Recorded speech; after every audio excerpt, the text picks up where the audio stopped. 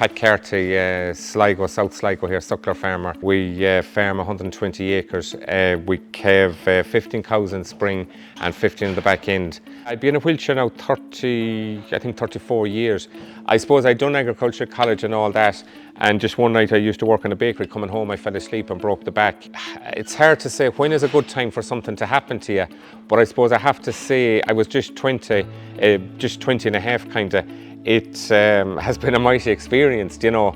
I've had a great life, mighty life to be fair. I haven't lost out on anything. I suppose to be fair, I wouldn't mind. I have a day job as well. I work for a crowd in Donegal, frames direct in Buncrana. I do pricing and all that. I'd be a rep for the trade and I'd be on the road. And as I said, I don't mind being in the wheelchair to do them jobs and be on the road.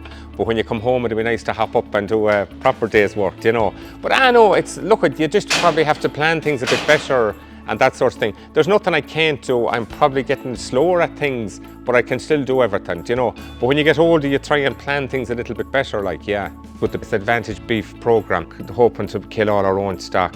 We were with the blade with ABP before, and we're selling our weanlings, kind of selling them at baddish money when all the work was done with them, or, you know, the hard work was done. So we're kind of hoping just to kill everything now ourselves. So that's what ABP is, the Advantage Beef program.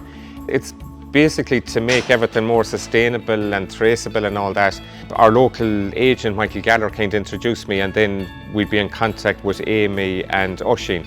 And in fairness, it's like an advisory group. We'd be supplying them there, and they come out and they'll do dung samples, soil samples, silage samples. And for doing all that, it's a 20-cent bonus.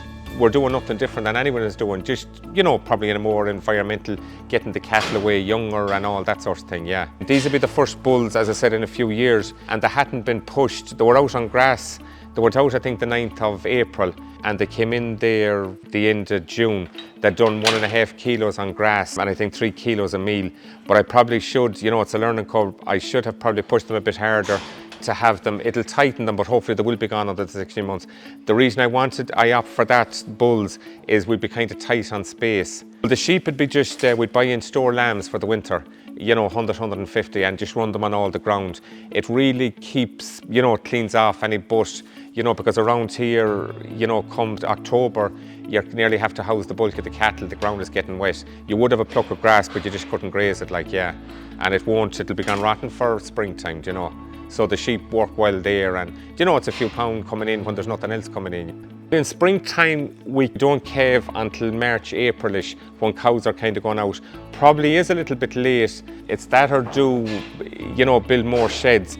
And then in the back end, we calve August, September. Now this year, we're starting off in July, about the middle of July for calving. So you have a good strong calf going into the shed. Being in the wheelchair, we have 30 cows. We run a stock bull and we would AI as well. Calving hasn't really been an issue as such. We have 2 calving gates here and just handler, and if they're not making good progress, I would go in and handle. And if everything is coming, just leave them, but at least you know the head and whatever is there. You know, as I just say to people, when I can't get behind a cow with a jack, and thankfully it doesn't have to be used too often, I'll get out of the cows. And when I can't get up on the quads, I'll cut back in farming. I know as I said, we used to do the blade cattle. They were Angus or Hereford that came in reared off milk. And they're a nice option, but probably down the road, I probably won't be able for the calving of cows, and that is a great option there. There's no point saying I'm going to expand numbers or do anything drastically.